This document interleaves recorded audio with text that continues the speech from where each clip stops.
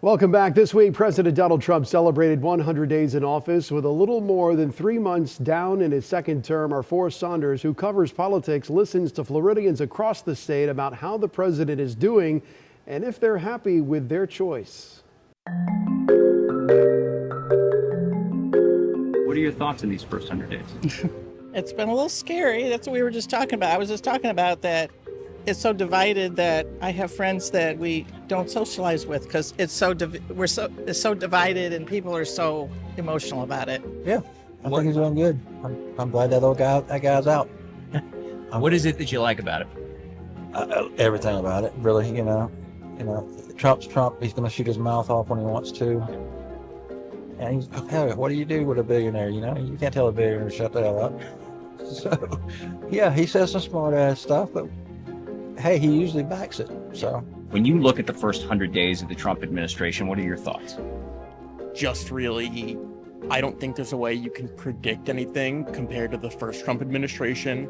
That one felt a lot more of just like, kind of like a con artist, just people going in and out of different positions, just a lot of bureaucracy and red tape.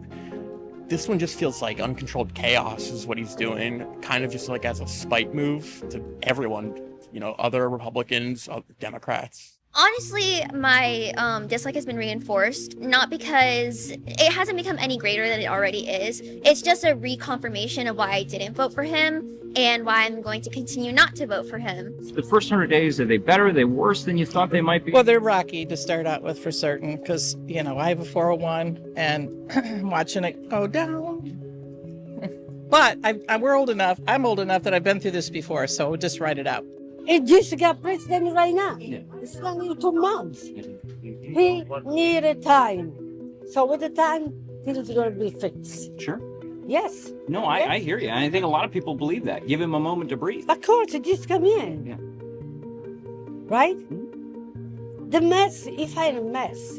He's trying to clean up. You were not surprised. He said it. He literally said it over and over and over again. He typed it, he said it, he memoed it, and everywhere in the world, he told us what exactly would happen. And no one took him seriously. Why? He was already a former sitting-in president. We already saw 4 years of his term already. It ended in a global pandemic, and no one took him seriously because they thought it was impossible. My main concern is just the foreign policy in general. Yeah. A lot of the policies are just poorly representative of people, especially immigrants. I'm a child of immigrants.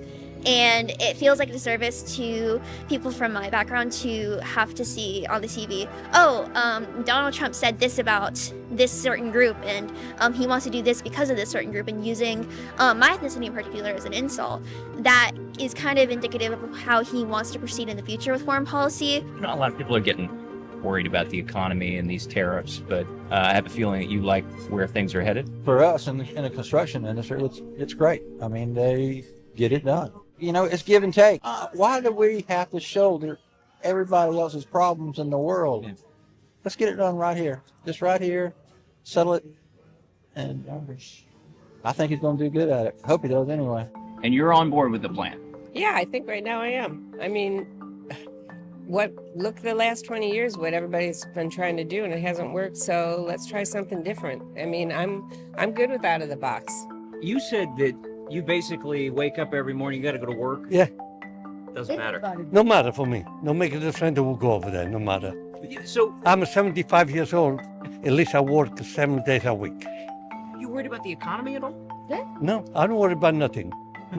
I tell the truth, I don't worry about nothing. No matter if it go up or down, no matter for me. It's really hard to find hope. A lot of the Democrats, I felt, just are kind of standing by and doing performative messaging.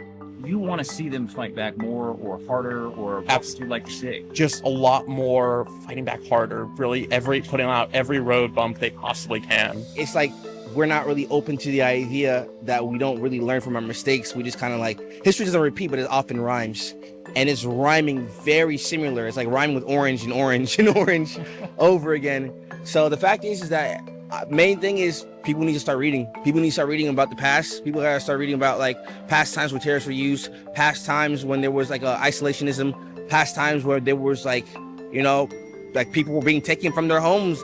He need time. He need time. Nothing is done 1 hour. Yeah. Give it time. You know, he just became president right now, right?